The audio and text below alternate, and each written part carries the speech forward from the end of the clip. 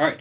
Chapter 5. The reason why I didn't assign any homework for you on this is because I think that what this chapter is all it's doing is it's introducing to you the various types of functions that we will see and how the different parameters affect those functions. Okay. So we're going to basically go through chapter 5, and literally I think that what I'm going to do is I'm going to cover it, and it's going to take some time today for me to cover it, but really if you take notes on what we covered, I think that's pretty much covers what you have to do for your homework.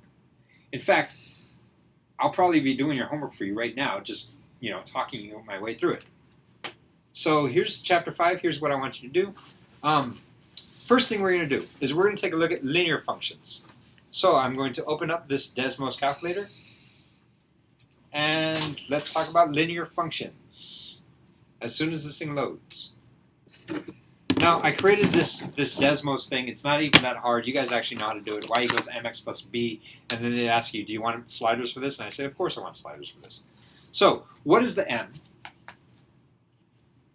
This is y equals mx plus b. This is old school stuff. I'm trying to think. The slope? The slope. Good. Now, if the slope is big, how does the line look? I'll tell you what, we'll play with it. As slope gets bigger, how does that change the line? Slope is getting smaller now. It's getting steeper. Does that make sense? Yeah. What if slope is a small number, like a fraction? It wouldn't be so steep. It wouldn't be so steep. All right, it would be gradual. It would be more horizontally. Right? It would be more closer to a horizontal line. Right. Fair enough? Yes, exactly. And if it is exactly 0, then what is it? 0, like. Then it's a horizontal line. Your slope doesn't go up, down, it just goes straight across. Mm-hmm. And if it's negative, what happens to it? It's just, it's nothing. It flips down now. That's it. All right. What about the b? What does that describe? Where? This b looks like it's moving the graph right and left, doesn't it? Yeah. But actually, what you should kind of think of it is it's moving it up and down. We're just pulling it up and down. Okay. Although, with a straight line, that could also look like right and left as well. Yeah. Does that make sense? All right. Look, here's what your homework was. Describe what the value of m represents and how changing it affects the graph. Describe the graph or what the graph looks like if the value is small, large, or negative. We did that. That's m. Slope. Describe b. Got it. Done. What happens if x gets very large? Well, for a regular, thing, x gets really large, your y is going to get really large. Right. And if x gets really negative, or large in the negative direction, your y gets really large in the negative direction. Right. Does that make sense? Depending, of course, on how your slope is. You know what I mean? Mm-hmm. We cool with that? Yeah. That's it. That's all you have to write down. Quadratic equations. So we covered that section. Let's move on to this one. Ugh. So all I'm going to do for you today is actually... Whoa. Oh, yeah. This page. I closed this one up.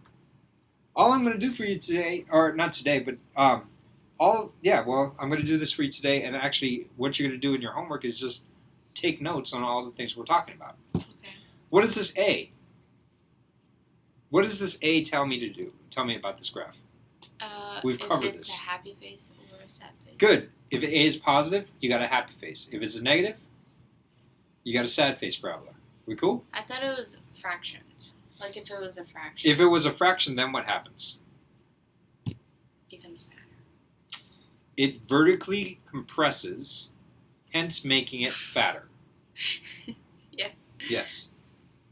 It becomes wider. Like, for example, if I make A as smaller, it becomes a fatter parabola. Right. Cool? And if A is bigger, then what happens? It stretches. It vertically stretches, hence making it very skinny. Skinnier. That's what A does. So I ask you all about A over there. Done. Okay. Then I want you to write down, what is the parabola in factored form? Well, you know how to do that. The general equation is this. A x minus x1, x minus x2. Okay. What does the A do here in this problem right here? The same thing. It does all the same things as it did in the standard form. Right. What does x1 actually tell you? Where it is? Where is what? Where the vertex is. No. Oh. Doesn't tell you where the vertex is. Never mind that. It tells you the x-intercepts. Okay. Well, yeah, but it doesn't tell you. Like, it'll tell you where on the x-intercept. Yeah, it tells you where on the x-axis. Apparently, this thing crosses at negative 0.6 and positive 4.3. If you look at the graph, yes, I agree. Can you find the vertex? Yes, you can. Yeah. What would you do? Well, you would take those 2 points, you would average them to find the middle, and then you'd plug in that x value into the original equation, and then you get your y value, and that would give you your vertex. Yeah. It's not the easiest form to use to find the vertex, but it's possible to do it. Yeah. We cool? But really, all I want you to do is tell me, well, what is changing? What does x1 and x2 represent, and what is changing them do to the graph? We cool? Mm-hmm. All right. Vertex form. This is still all review for you. I'm going to go through this quickly. All right. Here's the vertex form of a parabola. These are all describing parabolas. What does the A represent again? Same thing. Same thing it always does, brain. Try to take over the world. Okay. What does the H represent? Let's play with it and see what happens to it.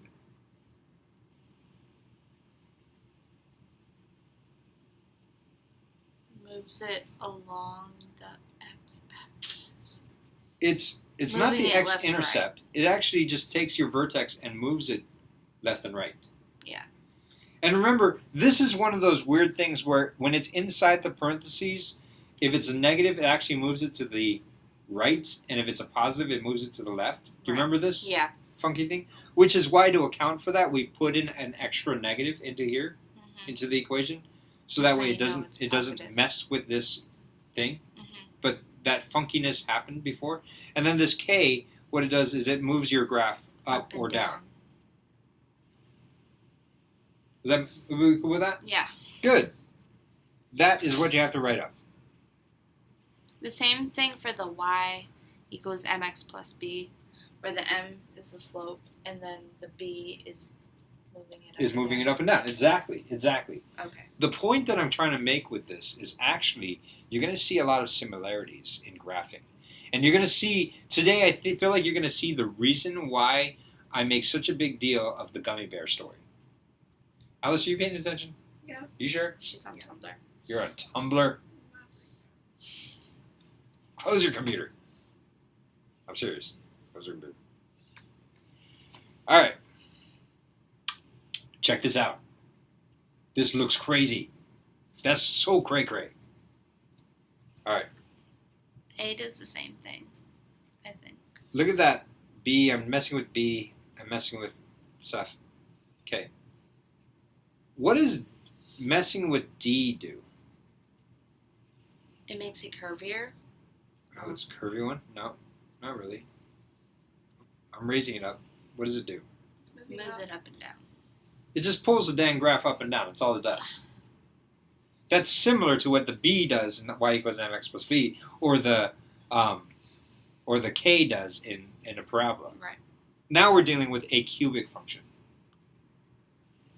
But the last number, the one that doesn't have an x attached to it, that's doing the same thing that we're used to seeing happen to it. Let me show you what this A does. I'm going to make a big number, bigger than 1. It makes it straighter or... What did it do?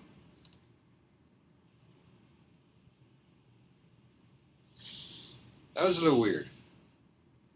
Here's what A looks like when it's 1. Okay? Now compare it. What does that do? I don't know. Makes it straighter. It's like the best way I can put it. When A was a big number for parabolas, what did I tell you that it does? Or tell me what it did. It compress it. Oh, well, not compress it. It makes it skinnier. And It made it skinnier because it was vertically doing what? Stretch. It was taking the ends and grabbing those ends and stretching them. Would you say it's doing the same thing to this cubic function? Look at what it was before. Yeah, I guess you could say that. In this case, what it's doing is, imagine you put your hand right here and put your hand right here, and as you make A bigger, imagine this is a wire. And what am I doing? I'm vertically stretching. I'm pulling it up. Does that make sense? Yeah. What is A? So what I want you to do is I want you to actually open up these. I'm opening them up for you and I'm showing them to you, but I want you to open up these things and play with them. Okay. And then after you play with them, say, oh, I see. A does this. Like what happens if I make A a fraction? It would compress. It would vertically compress your function, but it would make these. It would still keep the same kind of shape. It would just make it more extreme. Mm-hmm. Do you guys agree? And then what happens if A were negative? It would be chubby. What is A negative? So make it A positive. Let's make it positive 1.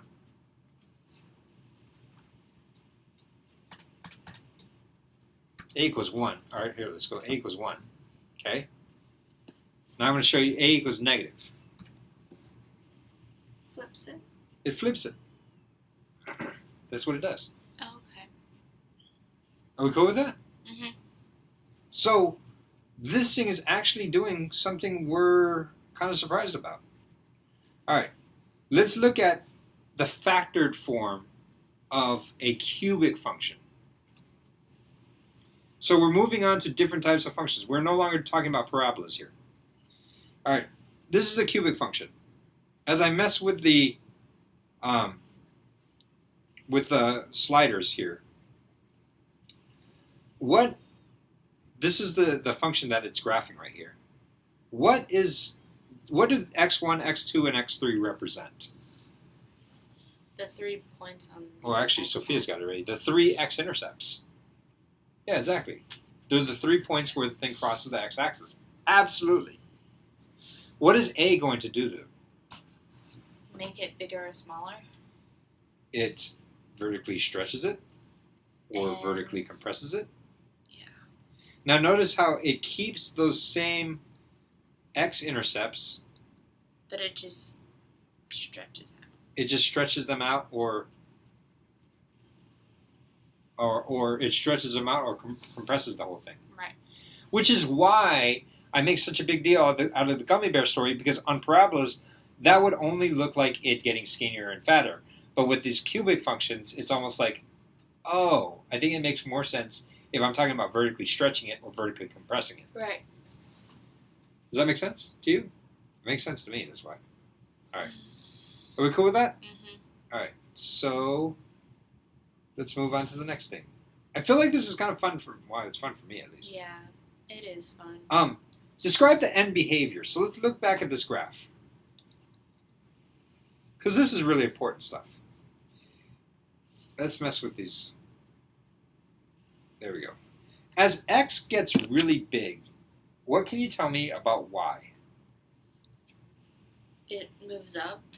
Yeah, as I go further and further out to the right, how am I going with further out on this side over here? I guess you could say it stretches. No, well, no. What I'm saying is, if I look far on the right hand side of my graph, as I get to a really big number, what is my y value going to be? Is it going to be bigger? Y gets bigger. Okay, good. So far away from the graph, it looks like that on that side. Right. This is for a cubic function.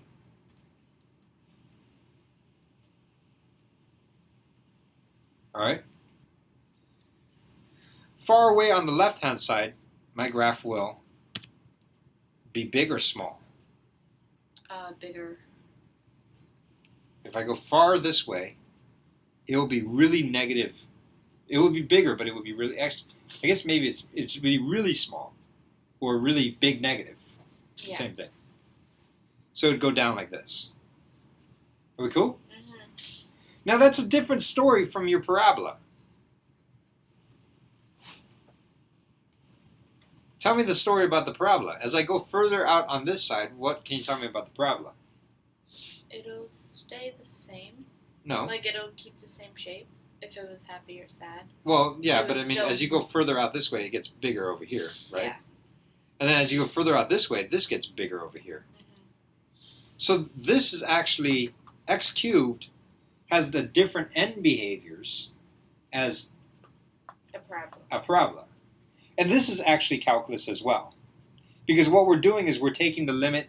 What we do is, what I told you is I said, imagine if x got really big. Now in calculus language, that would be, take the limit as x goes to infinity.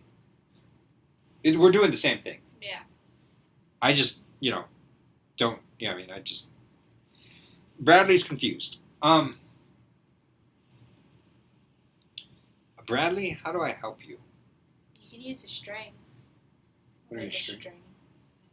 Trying to explain Well, using a string. what I'm saying here, Bradley, is as x gets really big, I want to know what y tends toward.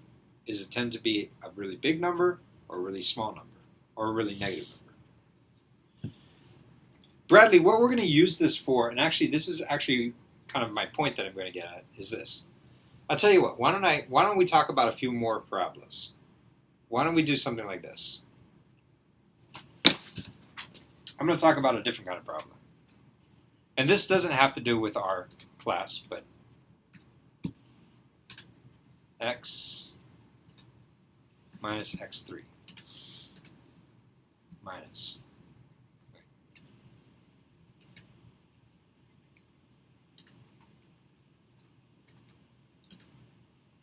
All right, here we go. Oh, shoot. X sub 3, 4. Okay, there. Sorry. That was a horrible looking.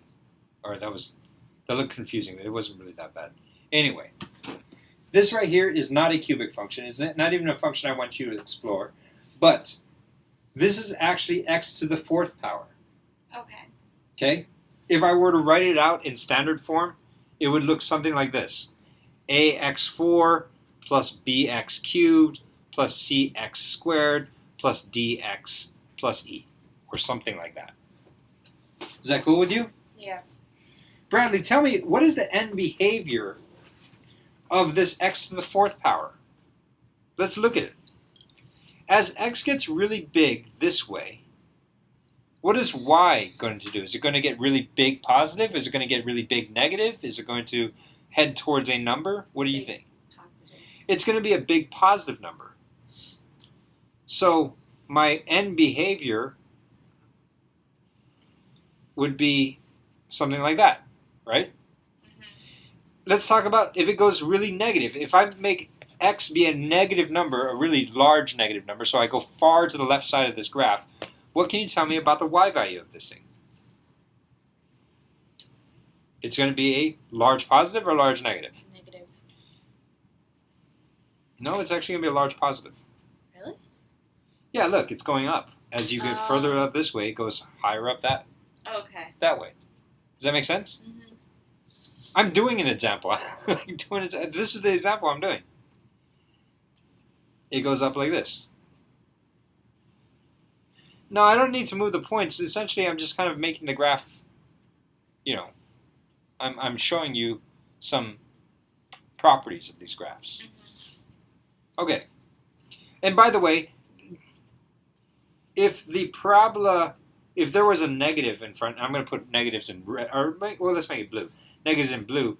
If the parabola were heading down this way, over here, then on the other side it would head down this way. Does that make sense? Mm-hmm. And if the parabola were heading down this way, then over here it would be heading up this way for the x cubed term. Right. Because x cubed kind of looks like this. Or negative x cubed. Yeah. Kind of looks like that. A positive x cubed kind of looks like that. Does that make sense? Yeah. But really, I'm only looking at the endpoints here. He says he doesn't get it. All right. Let me finish some more. What can you tell me? I'm going to zoom out a little bit. What can you tell me about the x squared and the x to the fourth power n behaviors? It has a positive and negative, whereas parabola would be What do you mean a positive and a negative? like with that squiggly line. Well, It would be positive and then a negative. well, let's see. X squared, the parabola looks kind of like this, right? Mm-hmm. X fourth, you're going to have something like that. Yeah. Okay. Okay. What can you tell me about? I don't care about what it looks like in the middle. Let's just put a black box over the middle. Do this. Dang. All right. I don't know. All right. I don't care what it looks like in the middle here. I just want to know what the n behavior looks like.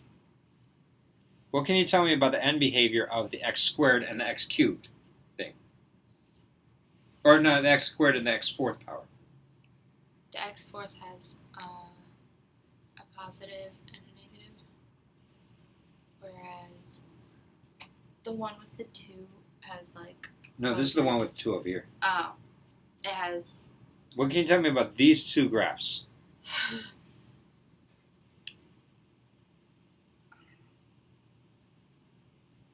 They're the same. They have the same end behavior.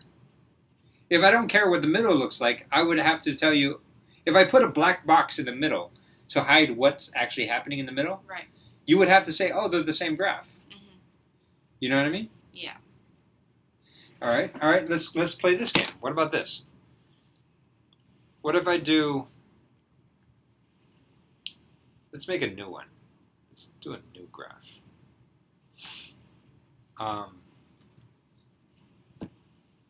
What if I add another one of these? Control C, Control V. This would be the fifth power. And yes, add a slider. Okay, there we go. Gross. I know, this thing looks horrible. All right, there. I'm just messing with the parameters a little bit. But tell me what the end behavior looks like. One's positive and one's negative. Okay. You're saying that for the x to the fifth power, then it would go something like, the graph would look something like this. Right. Or I don't know if it's that many bumps, but yeah. The graph would look something like that. But the end behavior, if I put a black box in the middle and I don't know what it looks like in the middle, the end behavior would go up over here and down over here. Do you agree? Sophia's got a point because all the even numbers Yeah. are like both, like they have the same end result. But if they're odd numbers, they go separate ways. That is actually the point I was trying to make. Oh, okay. I mean, you see that, right? Yeah. Because, see, here's the thing. This will help us graph something in our heads. You get a blueprint of what it's. We'll kind of get an idea of what should happen as things get really big, or what should happen as things get really small. Yeah. And what we've discovered is, if I have f of x, if I have a polynomial that has like an ax to the 10th power or something like that, plus bx to the 9th power, plus so on and so forth, all the way down, dot, dot, dot, dot, dot, right? Mm-hmm. I don't know what the graph is going to look like, I'll tell you that. Yeah. But I do know this. I do know that if the graph was going up on this side, He says he got it. then on this side, it's going to be going up or down. Right. It would be going up and down. It would be going up. Because an even function is going to maybe do something funky in the middle, but I know that the ends are going to go in the same direction. Okay. Whereas if I had like f of x equals x to the, or a times x to the 11th power plus b times x to the 10th power plus c times x to the 9th power dot dot dot all the way down, I know that that parabola is probably going to look something like this. If it goes up on this side, then on this side it's going to go down on that side. Okay. Does that make sense? Yeah. What I'm describing for you is the end behavior of these things. And that's kind of what I want you to describe for me. So in the homework, I ask you, tell me, if x becomes very large positive, what does f of x look like? If x becomes very large negative, what does f of x look like? You know what I mean? Yeah. What does the y value tend towards as you get further out to the right or further out to the left? Because y is a function of x. Yes, Oh, exactly. okay. All right, good. Oh, here, let's look back at the cubic function, though. Let's go back to our original cubic function. And actually, let me pull up a parabola. All right, so here's our cubic function. What can you tell me about the domain and range? That it's an uneven number. No, not really. Let me pull up a parabola real quick to take a look at something real quick. Now, in this one, we talked about the domain and range, and it was actually an interesting thing, Okay. right? What can you tell me about the domain and range? What is the domain? Do you remember? No. The domain is allowable x values that can go in here. Okay. X values are totally allowed anywhere in this thing. But what about the range? How far apart they are? No, the range is the allowable y values. Okay. The domain is the x values, the range is the y values. Okay. Are all y values allowed in this parabola that you're looking at right now? No. What value is not allowed? Give me an example. Infinity. Infinity is totally allowed. Oh, really? Yeah, because I could figure out an x value to get my y value equal to infinity. Okay. But zero is not allowed. That's true. Why? How come? Because that's on a line. No. Oh. It's much simpler than that. I don't know. Because zero's down here. Okay. If I'm traveling on that red line, how am I ever going to get down there? You're not. That's what I'm saying. Your range for this graph right here is there is a specific range. The range for this graph right here is any number bigger than what it looks like is 2. Or no, 1. Any number bigger than 1. That's your range. Okay. What is allowed in this graph? Or to come out of this graph? What are the allowed y values? As long as you tell me a number that's bigger than 1. Okay. If you tell me a number that's smaller than 1, like -4, then I'll tell you that's impossible. Yeah. It will never get there. Does that make sense? Yeah. Now, if we go back to the cubic function, are there any restrictions on the range? No. No. This one has no restriction on the range. It also has no restrictions on the domain. There's no problems with my graph in the x direction. And there rarely are for parabola or for polynomials. Are we cool with that? Yeah. All right. So I want you to talk about domain and range and kind of comment on that as well. Let's look at the square root function. So this is what the square root function looks like. Usually you see it with a 0 here and a 0 there. What we call this function right here when it has like just f of x is equal to the square root of x. This is the parent function. This is like the original one that we have before we start messing with it. That's the original function, square root of x. I'll show you what that graph looks like. It looks like that right there. Okay. Is there a domain problem? Are there x values that you're not allowed to give me? No. There is on this Really? one. Yeah. It can't be a negative? Ah, there we go. Do you see the graph ever getting to a negative x? No, I don't. Mm-mm. Well, why is that? Because the line doesn't go down. because It's the line, restricted. because I don't see the line over there.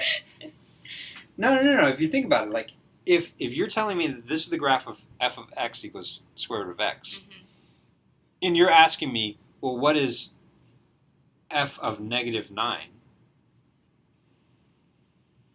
You're saying, what is the square root of -9? That's what you're asking me, right? Right. Well, the square root of -9 doesn't exist. There is no... What I would tell you is I would say, hey, sucker, you can't put in -9 into this function. That's not allowed. Remember how I described to you what domain means to me? I have a 6-year-old daughter. In 10 years, she's going to be super pretty and like 16-year-old daughter. And I'm going to be like, this is my domain. You know, I'm going to tell her boyfriend or whoever comes by and be like, this is my domicile. That basically means I get to choose who comes in my area and who's not. Right. There's a restriction on who's in my domicile.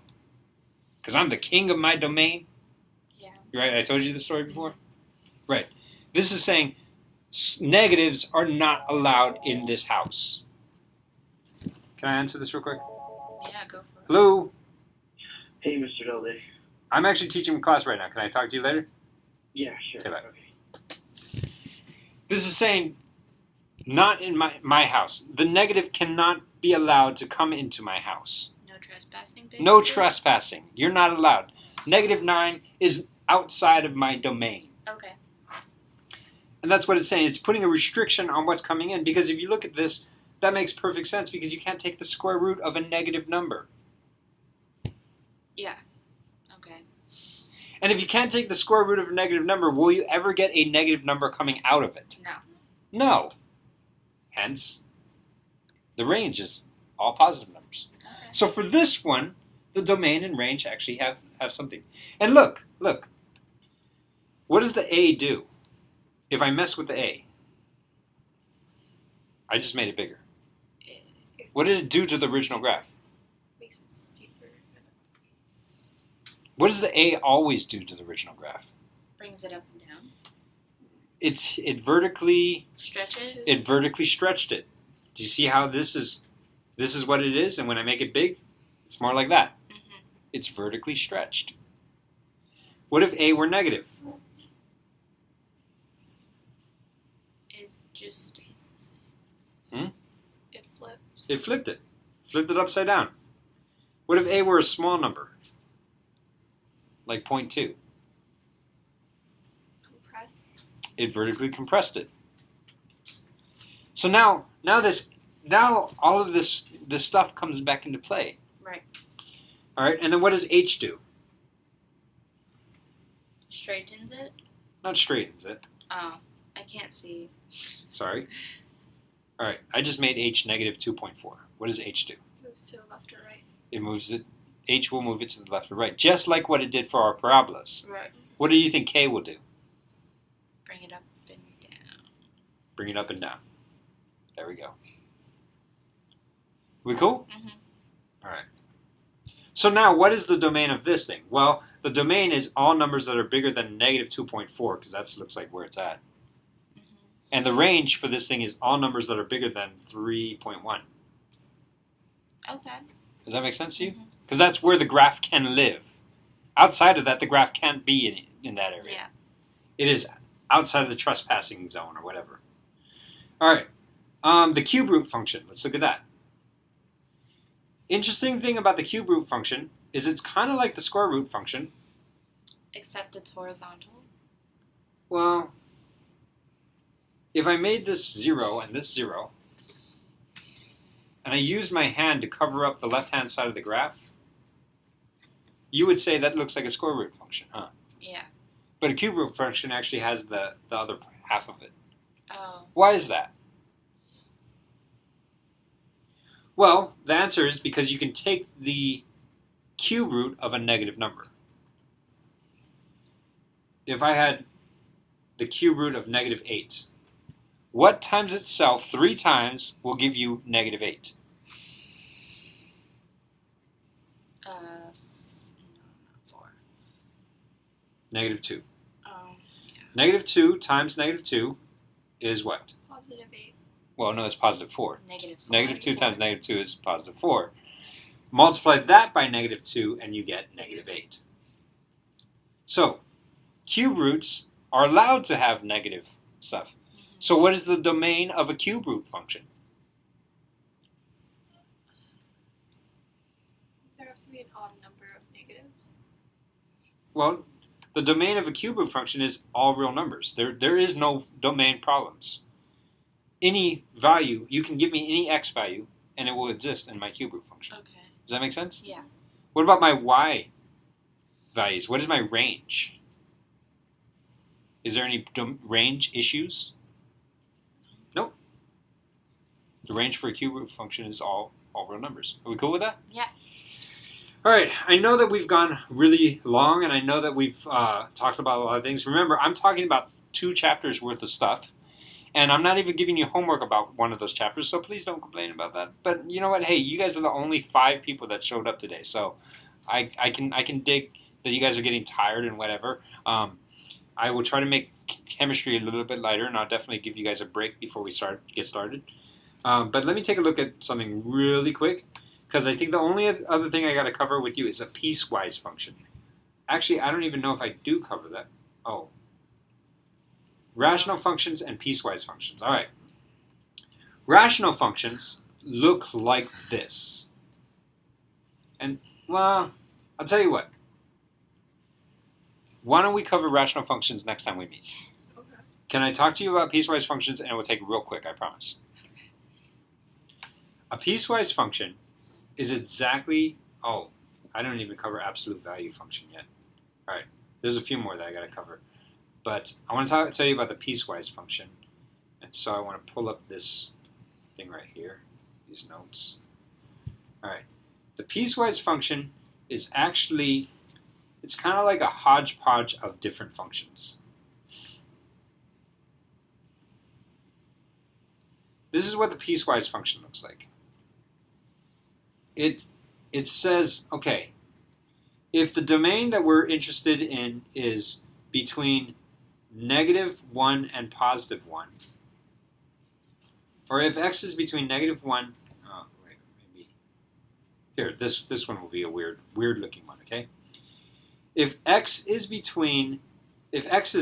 smaller than 1, then use this graph right here, x cubed minus 1. Okay. If x is bigger than 1, then use this graph right here. That's what a piecewise function is. It's telling you, so like, how do I graph this thing right here, x cubed minus 1? So I want you to graph x cubed minus 1 for f of x, or if x is smaller than or equal to 1, and I want you to graph x cubed minus 1, or actually, is it x cubed plus minus 1 or x cubed plus 1? Oh, negative x cubed plus 1 if x is bigger than 1. So, here's what you do, okay? X cubed minus 1. The cubic graph looks like this. Do you guys agree? Yeah. Minus 1 basically means I'm going to drop my cubic graph down. So it would be At -1. Basically. something like that. And actually, I think I messed this up. I think this is supposed to be bigger than 1, and this is supposed to be smaller than or equal to 1. Doesn't really matter. All right. So at x is bigger than 1, here's the part of the graph that I'm going to hold on to. This part of the graph. Okay? Now, negative x cubed looks like this.